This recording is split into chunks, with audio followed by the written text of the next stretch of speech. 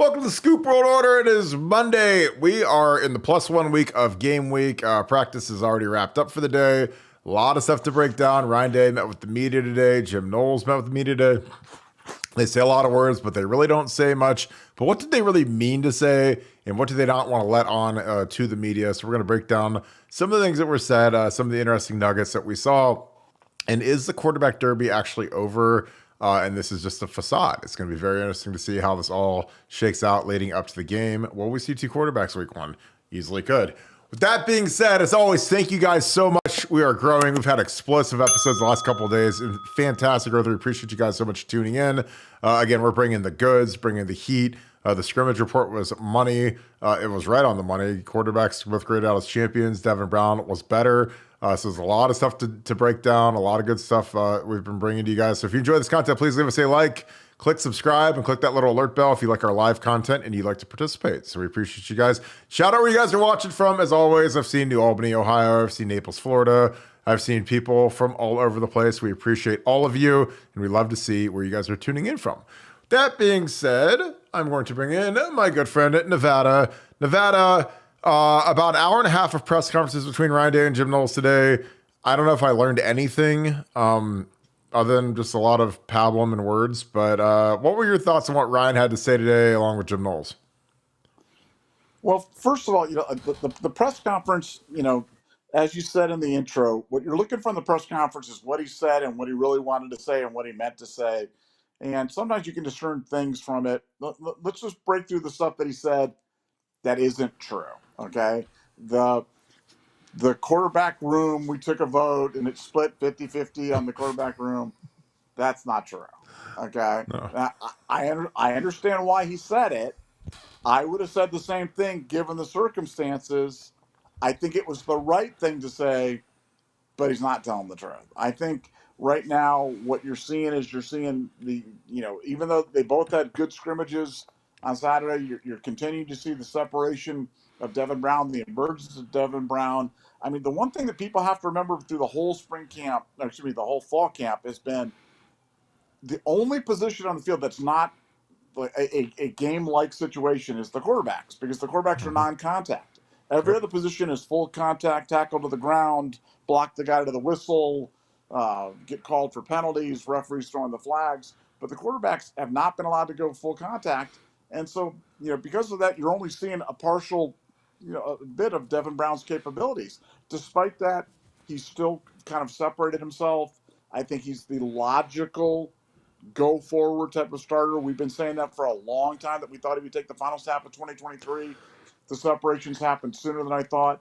As for taking the first snap of 2023, as I sit here right now, I think just because of everything that's been going on in the media, in social media, on the air, I think Dave's going to start McCord. I think Dave's going to start McCord just to kind of say, hey, he's our starting quarterback and Devin Brown's going to have to take it. I really think that's how that's going to play out. Could be wrong, but watch me say that, and tomorrow he announces that Devin Brown's going to. But I really think the way he's going to do it is McCord's going to take the first series, Devin will take series, 3 and 4 or whatever it is. They're both going to play a lot through the first two games. I think by the third game they'll really settle on a starter with the objective of giving him the majority of the snaps before they go into the Notre Dame game in Game 4. And I think when they do that, I think it'll be Devin Brown that's running around back there. And but he's going to have to prove it on the field. He's going to have to prove it on the field. He's going to have to prove it when the bullets are flying. He's going to have to prove it when it's full contact, tackle to the ground. And I think that's actually going to enhance what he does best, which is his escapability, his presence in the pocket, and his mobility.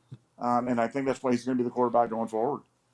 Yeah, I agree. I think that there's a good chance he starts Kyle McCord just because of seniority. Again, I've lived this, and we played Texas in 05. We started Justin Zwick over Troy Smith. Troy obviously was the Heisman winner the next year, dominant player. But, sometimes Justin did things right. Troy got suspended, so we're going to run with Zwick to open it up. And then we brought in Troy, and we moved the ball a little bit better. But, again, this is part of the keeping both guys engaged. I would have bet a humongous sum of money that they would not announce a quarterback today because there's really no advantage to announcing a quarterback. Like, I don't understand why people are like, are you going to name a starter? And I'm like, well, yeah, it makes him feel better, but it's harder on, the defensive coordinator and the head coach in Indiana when you don't know if you're going to have a scrambling quarterback or a pocket passer. There's no benefit to announcing it early so that someone can prep and watch the old spring game tape or whatever. And I'm sure they're preparing for both because I think most teams expect to see both, especially early in the season.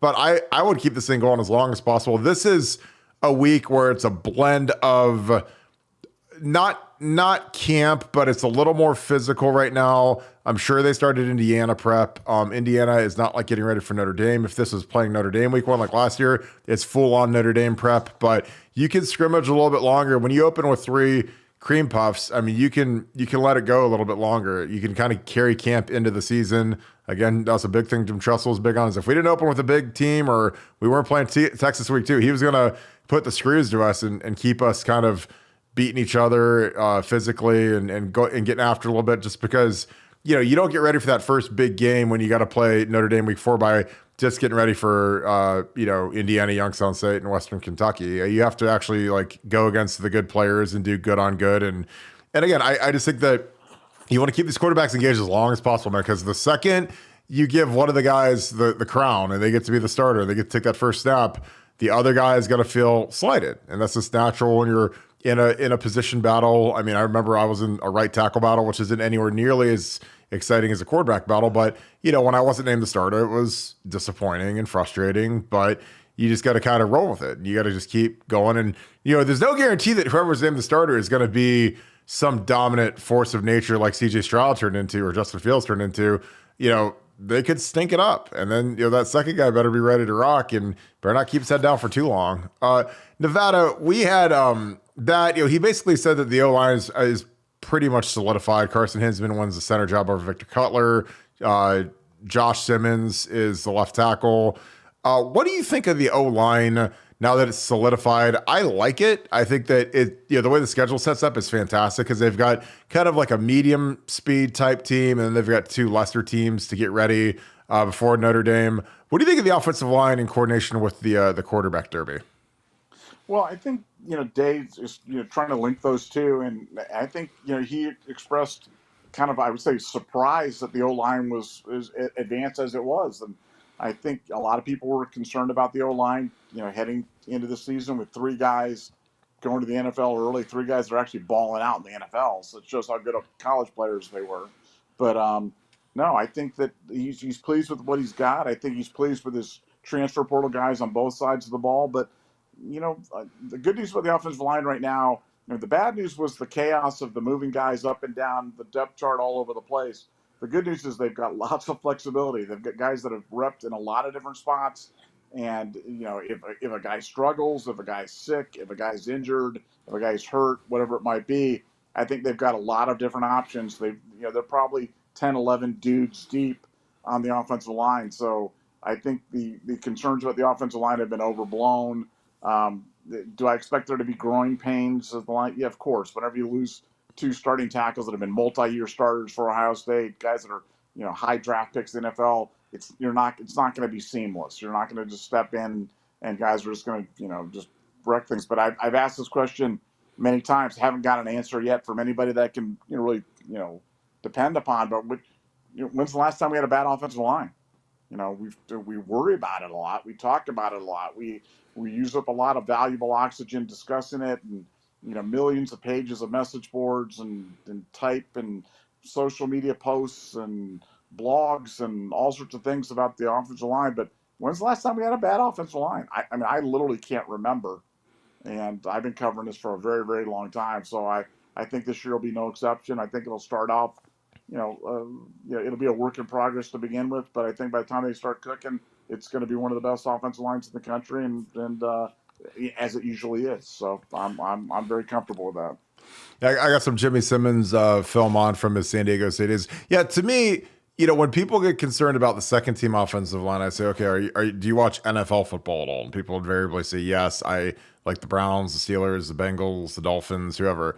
Okay, when you watched a preseason football game and all of the if you're a Browns fan, Joel Patonia doesn't play, Wyatt Teller doesn't play, Jed Wills doesn't play. All those guys are bench, or back in the day, Joe Thomas doesn't play, and they've got the second string in, and they look like trash.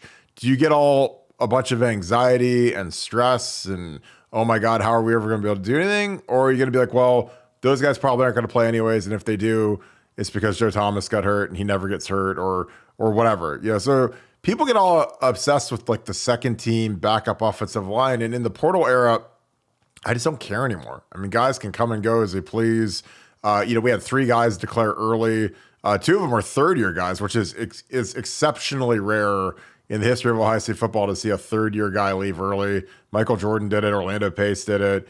But there's just not many guys that are on the offensive line leave after 3 years. It happens on receiver, defensive end, corner. That happens all the time. But O-line, different animal. It's tough. And those guys they're really doing well. Luke Whippler's the highest graded center in the NFL through the preseason. DeJuan's playing great. Obviously, Paris will be the starting right tackle week 1 for Arizona. So those are massive shoes to fill. And I think we're doing a nice job with it. I think that, if, what it comes down to a lot with the offensive line, when you have a young, inexperienced line, a lot of guys playing new positions, Carson making his first start at any level at center. Jimmy has never played left tackle in a game before. There's going to be growing pains, but Ryan Day and Brian Hartline can negate a lot of that by just protecting these guys. Short throws, run the ball, play action, put a tight end over the side of whatever tackle's weaker with the pass pro. Have a back chip, if they like chips. I hated chips because a lot of our backs I played with were terrible at chipping, and it almost was a hindrance. I tell them to stop chipping. But, there's a lot of ways where you can help these guys and not just be an empty, 5 wide or 4 wide with a back in the backfield where you kind of leave them hung out to dry more. I think that if you protect them early in the season, as they grow, as they get experience, as they get confidence in their pass protection, then they'll be ready to rock when we need them in Camp Randall and some of these loud stadiums, Ann Arbor, the really loud stadiums that we're going to see later in the season. Nevada, we also had Jim Knowles today. I know that you're the engineer of the Jim Knowles freight train that is rolling along the tracks. He said Jack Sawyer is a dominant player and has been a dominant player all of camp. That's a guy that we've been buying stock on for, 8 months, because I thought Jack is going to really take his game to a new level now that he's a hand-on-the-ground defensive end again. Was there anything interesting that he said? It's something that piqued my interest. Is something that you've been saying a lot, is that we are playing Jordan Hancock in some of these corners at the slot, at the nickel spot. But what were some of your thoughts on what Jim Knowles had to say? Well, I just think, for people that don't like Jim Knowles, go listen to Jim Knowles talk. I mean, this guy's big on accountability. He's never pointing fingers. Whenever anything goes wrong, he takes it upon himself. Says he should do a better job. I mean, he's credentialed. He's smart. He's responsible. He knows what he's talking about, and they have a plan. And it's so funny. What I liked was they were talking about how they were going to use Sonny Styles, and it's exactly what we've talked about. Because it's kind of a combination. I think he was calling it the slice or the whatever word he was using for it, but it's like a combination of what's that? The strike. The strike. Yeah, that's what Yes. it was. It was like a combination of the Sam and the safety and a corner, and that's what I'm like, guys, just don't get caught up on terminology right now, because it doesn't matter. It's about situational awareness, getting the best guys on the field. And he's got a lot of guys that can play. He's got a lot of guys that give him flexibility, and having guys like Sonny, having guys like Davison, who are, cover slot guy, Jordan Hancock, guy that goes slot as well. That's what the defense is predicated upon. So don't get caught up on it. He did talk about the dreaded jack position and talked about C.J. Hicks and how he likes C.J. Hicks in the jack position. So I'm sure we're going to hate the jack position as long as anything bad happens when it's out there. But when something good happens, we're going to love it. And yes, I am absolutely the conductor of the Jim Knowles train. I'm saving a spot for everybody. I see every day more guys are jumping on the bandwagon with me, but I just want everybody to know that I will save a spot for everybody on the bandwagon. because you're all going to be on it by the end of the year. The defense is going to be an absolute force of nature this year in 2023, and Knowles, the $2 million man, is going to be deserving some of the credit. I know we're going to deflect. We're going to say the credit's because we played bad teams, or the guys are veterans, or with this thing I could even just coordinate it. But for whatever reason, the defense is going to be great in 2023, and I'm sure God we have Jim Knowles as our coordinator, and he was impressive today. Very, very impressive. Yeah, I got some Davison film on Elvis because I love watching his movements. Because I think Davison's a guy that might be probably the most underrated guy on the entire team, because he literally is a guy that's raised the level of that entire corner room. Those guys are competitive. He's a lanky guy. He's not scared of Marvin. He goes against Marvin as much as humanly possible, from what I've been told. And I'm telling you, man, if you're not scared of Marvin, you're not scared of anybody. I got a super chat. This pop up. I have not heard anything on Reed or Gabe Powers. I know they're running with the threes right now behind, behind CJ Hicks, behind Cody Simon. They have to make an impact on special teams this year. I mean, those are two guys that they're really athletic. When I talk to people that are in the strength staff, they say these guys can fly, especially Reed. Like, the quote was, he can float, which means he's one of the fastest guys on the team for his position. Obviously, he's not going to outrun, one of our smaller receivers, or, one of those guys. But for his size speed combo, he's exceptionally explosive. And again, they tried to make him into a tight end, like a fullback-ish Mitch Rossi type guy, and he didn't want to do it. So, but now I think that he's into, I believe year 3. It's kind of go time to get cranked up. Obviously, Gabe Powers only in year 2. He came out with CJ Hicks, but the big year for these guys. They got to make a big impact on special teams. So appreciate the super chat. Any of you guys that ever have a super chat, they get answered immediately. So go ahead and fire those up. But thank you for that. I think that the jack position is going to be really interesting. I think that, if you're Jim Knowles, it doesn't hurt to talk about it so that Indiana has to prepare for it a little bit. Because, if everyone thinks it's dead and Larry Johnson thinks it's dead and everybody thinks it's dead, it's one thing. But if all of a sudden you've got, Jim Knowles talking about it, Mitchell Melton and, CJ Hicks running it, then they got to get ready and they got to run some scout team work against it, because it is kind of funky. It's an odd look, a 3-down look. It's not something we've traditionally run at Ohio State in a long time. So, again, I like giving when there's no film on you from this year and a bunch of players this year, it helps to keep some of that stuff alive. I also thought it was really interesting that he talked about Tylen Malone and the impact he's made. The defensive tackle thing is so important. People don't realize defensive tackle might be the hardest position to play in football, just because you get absolutely hammered constantly in the Big Ten. I mean, you're getting double teamed, you're getting rolled up on. Every play is a massive collision for you. So those guys get beat up, so you got to have 4, 5, 6. It was great hearing good stuff about Hero Canoe. I've heard great stuff about Hero. I love Hero. I hope he has a big year, because we're going to need bodies. I mean, guys get dinged up at that position. By the end of the year, man, those guys can barely walk because they've absorbed so many double teams. So, Mike, if you just look at camp, I mean, Mike Hall was dinged up. Tyleek was dinged up. Ty Hamilton must be Superman, because he's the one guy that really wasn't dinged up, or at least he wasn't missing any action. I'm sure he was, dinged up and hurt or whatever. And then Tylen Malone, getting him was, I'm telling you, like our transfer portal efficiency seems to be pretty unbelievable, considering we could have a starting left tackle, a starting corner, and a guy who's probably our 3rd or 4th defensive tackle coming out of camp. I think that's just absolutely tremendous. Nevada, was there anything else you gleaned from Ryan Day? Obviously, the quarterback thing is at the tip of everyone's tongue.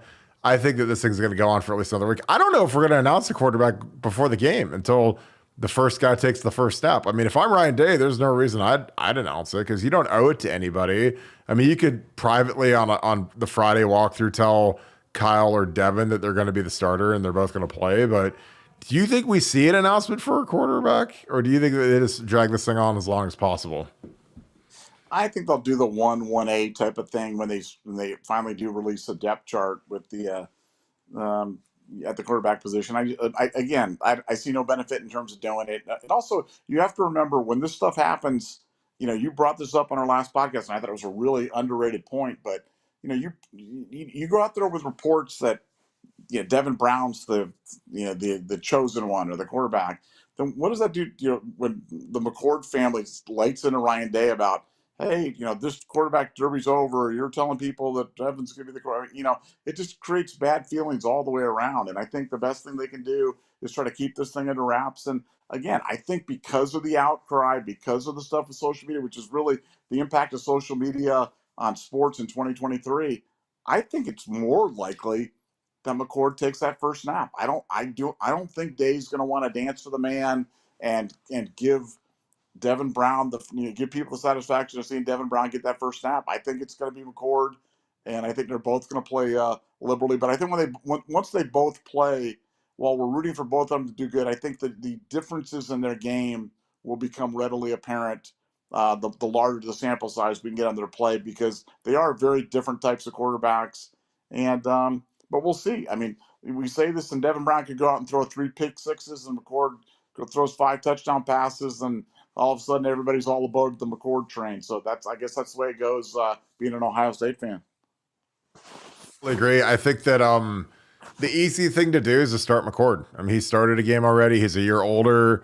If it's all even, I think you usually go with the older guy just because of the experience factor. He started again. It's only one game, and it was only against Akron. It's only in 2021, which seems like an eternity ago. But I think that's the easier thing to do. But I also think that when you put them both on the field and you see who moves the chains better, who does the offensive line like blocking for better, I just think that the athletic guy is the way to go. Because when it gets a little harder and it gets loud and you're playing on the road and your tackle gets smoked, you're playing like a real pass rush, you got to be ready to roll. And if Devin his escapability is a plus, then that's something you got to consider. And again, I always feel like these quarterback competitions, when they are in the black jersey and it's non-contact and they're never live until the first game, it hinders the evaluation process in that you don't see the true escapability. You don't see, what was that really a sack? Was that not really a sack? Because when you don't tackle to the ground, and again, I'm not advocating for that just because, the injury risk is so severe. But, again, back in the olden days, 20 years ago in 2003, when we had scrimmages, when we had Krenzel, McMullen, Zwick, and Troy Smith, like Krenzel and McMullen were the only guys that got the black jerseys. The 2 young guys that were redshirt freshmen were both live. So, if a guy was running, he was really running. And if a guy was sacked, he was really sacked. And again, when you live in this era of touch sacks and, he would have been sacked or stay off the quarterback, you don't get that real picture. And again, I know the pendulum can swing both ways because obviously you don't want to get Devin Brown or Kyle McCord injured, but there is a benefit to the guys being live. I think it benefits the offensive line because again, the offensive line has to deal with the anxiety of, hey, if I get beat, my quarterback's getting smoked. So that adds a whole nother layer to the cake when you're the guy blocking. So you're like, man, if I give up a sack, man, it could be a sack fumble. It could be, and we had that. It's funny, our Jersey scrimmage, our final scrimmage of camp in 2003, they ran a corner blitz. I'll never forget this. And the O-line didn't get it. And we had enough guys to block it. And Chris Gamble came off the edge and killed our quarterback. Because I think I don't know if Craig was live or if he just swatted the ball away. And it ended up being like we lost the scrimmage on a defensive touchdown. I mean, it was crazy. And, that was Will Smith and all the big dogs, Darian Scott, Tim Anderson. I mean, that was a loaded defense. But I remember Gamble came off the edge and we didn't see it. And he got the ball and it was curtain call. I mean, because once he got the ball in his hands, it was over. But that's just something that'll be interesting to see when they do have to go live, which is the first game, to see does it make a difference? Is Devin Brown going to step up and scramble? Will Kyle scramble? Again, he's not, Justin Zwick was a good athlete. He wasn't as good of an athlete as Troy, but Justin could scramble. I mean, he didn't run like a 5.8 40, like he wasn't lead foot. So, it's always interesting to see how these guys can produce when the pocket isn't perfect. And that's something that I think CJ Stroud, he's blessed to obviously have Laramie Tunsil and Titus Howard. He has 2 phenomenal tackles, especially Tunsil is probably a fringe Hall of Fame type tackle. But, last year when you have DeJuan, Luke, Paris, and you're playing in the Big Ten, So you're not playing against, the AFC West or Central or whatever. I mean, when you're playing in the Big Ten, you have Paris and One. Nobody's getting around those guys like ever. I think that they combined gave up 2 or 3 sacks for the year, and that's like unheard of in pass protection as often as we throw the ball. So it's gonna be really interesting to see how these guys do when the bullets are live. Nevada, were there any other positions? They didn't talk much about running back. I know Trey has been phenomenal in camp. He's in ripper shape. He is in contract mode year. He wants that Bijan type season. I don't know if he'll have enough touches to get the Bijan type season. Are there any other guys that piqued your interest that were talked about today or that you've heard about during camp? Because I think Trey's the guy that people are just really sleeping on for whatever reason. He was injured last year, but I think he could have a monster year. But anybody else? Well, one guy that doesn't get nearly enough run is one of our captains, Xavier Johnson. You know what I'm saying? Yeah. I mean, X-Man. I mean, this guy, first of all, there's not a better story in football. I mean, let's forget Rudy and all his useless one play that he got on where he ran in behind Gene Smith and fell under the quarterback's legs or something like that. I mean, this guy can actually play. And, it's a situation where he's a captain, he's a contributor, he's a great athlete, he's a Swiss Army knife, can play just about anywhere on the field on the offensive side of the ball. And doesn't get nearly enough attention, but it's a great story. And when you talk about college football and you talk about, the professionalization of college football and everything that we love about Ohio State football, Xavier Johnson is what we love about college football. And that's a story that I don't think's got enough run. And, for the fans, watch when he's on the field because he's always doing little stuff. He made some humongous plays last year in limited snaps. And I think he's going to have a big impact this year on an Ohio State offense that's, it's got plenty of playmakers, but he'll make plays when he's out there, and he'll encourage other guys to make plays when he's not, and that's what you want in your captain. So Xavier Johnson's my pick for underrated player of the year. Yeah, it's just weird because, he's a captain, and he's a guy that a lot of people sleep on just because they go stargazing and they look at Julian Fleming, they look at Jaden Ballard. Obviously, this new crop of freshmen are unbelievable with Tate Ennis, the Rogers brothers, even though they're not related. You've got this crop, but, when you watch that Georgia game, for one, they put him at tailback, and then he runs right past their safety or I think it was their linebacker. They tried to stay with him. And this is a guy who is a walk-on, so he doesn't get the credit he deserves, but he plays like a 4-star. He plays like a really good guy, and he's a matchup nightmare because, again, you can put him at tailback, and he can run routes, which is terrifying. He's like a Kamara, Jahmyr Gibbs. Obviously he's not to that level athletically in terms of his burst, but he can separate out of the backfield, and that's a major weapon. And I frankly, it's hard to be critical of the offense because the offense has just been so overwhelmingly good under Ryan Day. But I think if there's one thing we could do a little bit more, it's throw the ball to the running backs a little bit, which is tough when you've got Marvin Emeka, you've had Garrett, Olave, Jackson Smith, and Jigba. But we've got guys that can catch it and go with it, and I think Trey's a guy that's an underrated receiver. I think that, you put X back there. He's a difference maker. And I love kids like this. I love kids that they've done it all. I think this is his 6th year, so he's been here for a long time, but he's just a great kid. And again, I'm always happy when we get a guy like this to be a captain because it's so rare, especially since they cut it down to 3 this year with just Tommy, Cade, and X. And I think that that's a great number. I think 3, 4, at most 5 is the best. But I think that when you have fewer captains, it just means that you have better captains as opposed to years when we've had 10 guys be captains and then all of a sudden you don't really have any captains because it's everybody has a say. And I'm not against everybody having a say. And even if you're not a captain, you can still be a great leader. But at some point, your captains have to be guys that are really good players and they're vocal and they're tough and they're the standard bearer. They're the tone setter. And it's not for everybody. It's hard. I obviously, playing at Ohio State, I wanted to be a captain. I was voted a captain. But, it's a giant add to your plate when all of a sudden you're a captain because you're the guy, you're the standard. They can't look at AJ Hawk anymore. AJ's gone, Troy Smith's gone, and they're looking at you now, and you got to be on point all the time. Where before, when you're not a captain, you're just kind of, you're just all about you and all about doing your thing and making sure that your game is good and tight and crisp, and you're just worried about grading out high for yourself so that you can, be the best you can be. But when you're a captain, man, it's like every little thing is watched and every little thing you do is watched. So, I'm excited for Tommy and Cade. Obviously, they're back-to-back captains, which is huge. But I'm really excited for X. I think it's an excellent, it was an excellent move by the team and by Ryan. And again, when everything was on the line last year, he's the guy that we threw the last ball to. X, not Jaden Ballard, not any of the other guys. Marvin was knocked out of the game, obviously. Not Emeka. We threw our last ball of the year to X. So it shows you what the offense thinks of him, because when we needed it in a game that could have won the national championship, we were throwing it to him. I think it can wrap this, Nevada. Any final thoughts on the press conference? It was a really good press conference. Obviously, we got Edric Houston tomorrow. That'll be a big one. But any thoughts as we kind of go into the night? We had the press conference today. These guys get a full week of prep in. They'll probably get at least Sunday off, maybe Saturday too. Go home, watch their high school football game. And then the game, then it's go time. So any final thoughts?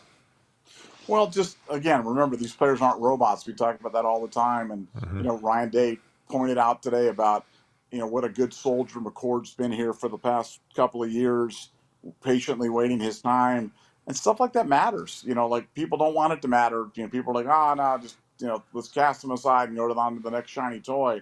But when you've got a guy that's been a good soldier, been a good leader, on thing, kept his mouth shut, worked hard, waiting for his time, man, give the kid his chance. I mean, he could turn out to be great, because practice performance does not necessarily equate to game performance. And as good as Devin Brown has been in practice, we're yet to see him in the games. Let's wait to see him in the games. Then we can all make our decisions based on what we see there. But I think, him talking about, singling out Kyle for that attention and talking about how important and how he's waited his time, I think that's just an important reminder to everybody to take a step back and take a deep breath and remember, these are young men. These aren't robots. These aren't just names and numbers on Madden. These are real guys with feelings, and that stuff matters.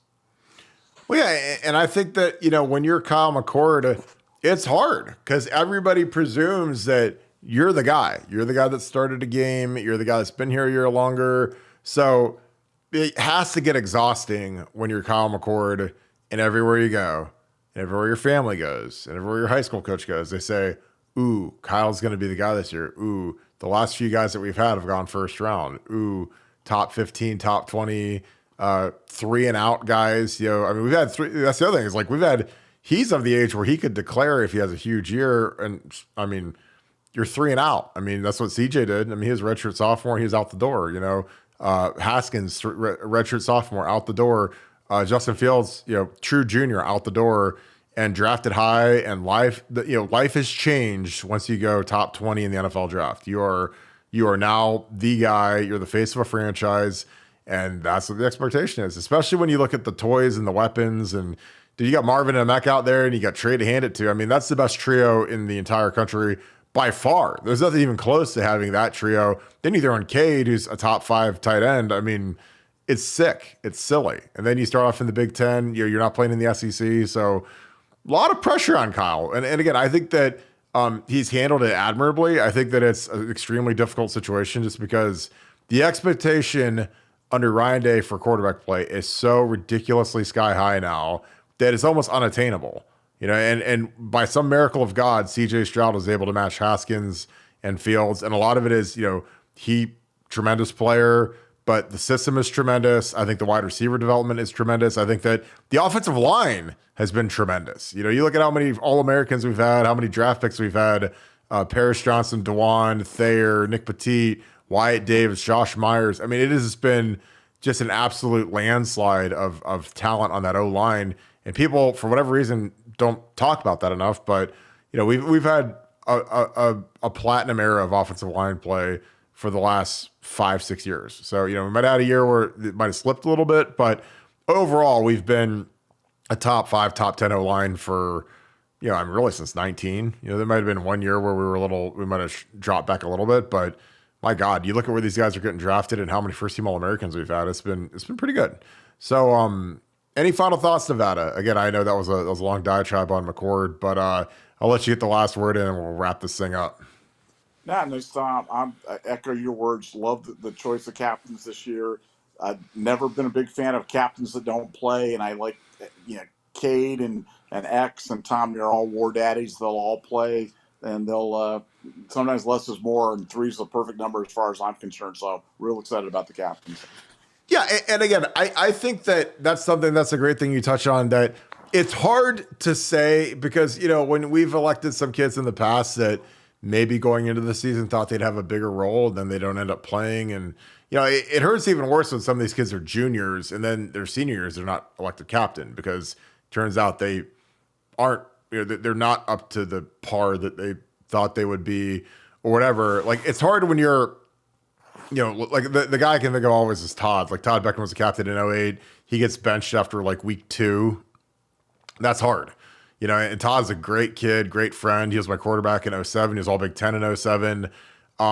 But man, when you're a captain and you're not playing, it's hard to be a leader, if you're not out in the field with your guys. It's kind of like the old Patton thing. Like, he wasn't sitting in Washington, D.C., on a conference call making calls. He was out in the field, and it's kind of what it's like. I mean, the easiest way to be a great leader is play great. Like, AJ Hawk was a fantastic captain, wasn't a real talkative dude, but he was grading out 97%, 95%, 98%, national player of the week, should have won the Butkus, won the Nagurski, I think. I mean, that's the kind of captain, like James Laurinaitis, one of the finest captains, one of the greatest players in Ohio State history.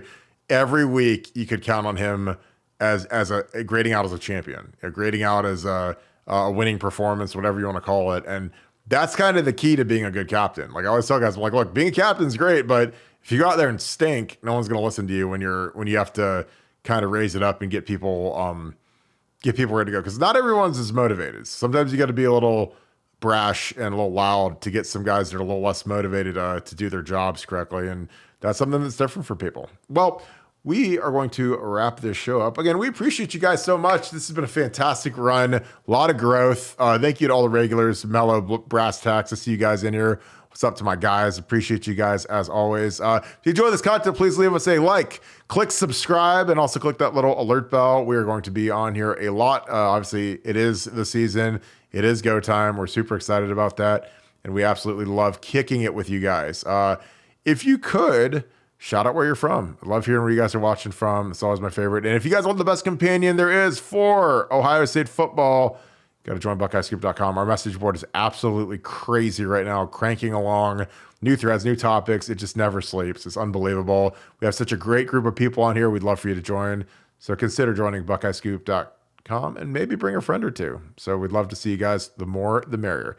We appreciate you guys. I hope you guys have a great rest of your day. Thank you so much, Buckeye Nation, and thank you, Scoop family. I'll talk to you guys tomorrow. Go Bucks.